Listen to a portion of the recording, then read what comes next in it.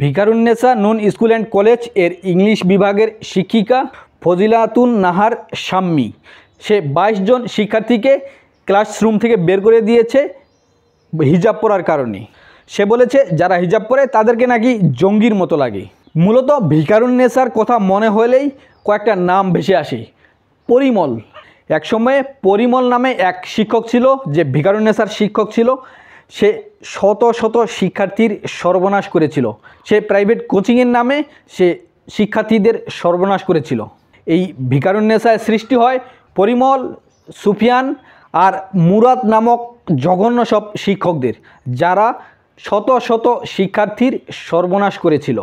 আচ্ছা, আপনারা শিক্ষার্থীদের হয়রানি বন্ধ করতে চান, ধর্ষণ বন্ধ করতে চান, কিন্তু এসব গার্লস স্কুল, গার্লস কলেজ, এই গার্লস স্কুল কলেজে কেন পুরুষ শিক্ষক থাকবে? বাংলাদেশে কি শিক্ষিকার অভাব রয়েছে? নেই। তাহলে কেন গার্লস স্কুল বা কলেজের মধ্যে পুরুষ শিক্ষক থাকবে? এই যে হিজাব পরার কারণে তাদেরকে বের করে দেওয়া হলো। এখানে যদি শুধু নারী শিক্ষিকা থাকতো তাহলে তো এসব শিক্ষার্থীদেরকে আর পর্দা করতে হতো না বা হিজাব পরতে হতো না, তাই না? স্বাভাবিক থাকতো, তাদের তো আর পর্দার প্রয়োজন ছিল না। কিন্তু পর্দার প্রয়োজন কেন বা হিজাব পরার প্রয়োজন কেন? কারণ এসব গার্লস স্কুল, গার্লস কলেজেও পুরুষ শিক্ষক থাকছে।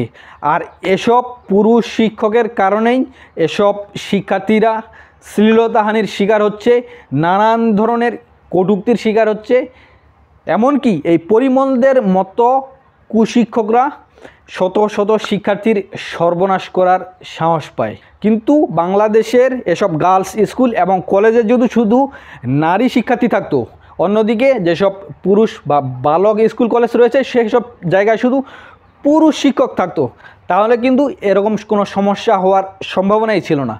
কিন্তু এইসব সমস্যা ঘটছে কারণ এসব গার্লস স্কুলেও দেখা যাচ্ছে পুরুষ শিক্ষক, আর এসব পুরুষ শিক্ষক কর্তৃক বারবার শ্লীলতাহানি, ধর্ষণের শিকার হচ্ছে নারী শিক্ষার্থীরা। অন্যদিকে যখন এসব শিক্ষার্থী হিজাব বা বোরকা পরছে, তখনই এসব নারীবাদী সেকুলার তারা এই শিক্ষার্থীদেরকে জঙ্গি ট্যাগ দিচ্ছে, তাদেরকে নানানভাবে হিজাব বা বোরকার বিরুদ্ধে কটূক্তি করছে। অন্যদিকে শামসুন নাহার শাম্মীর মতো শিক্ষিকারা পরিমলদেরকে, এসব শিক্ষার্থীদেরকে খাবার হিসেবে পাঠাচ্ছে।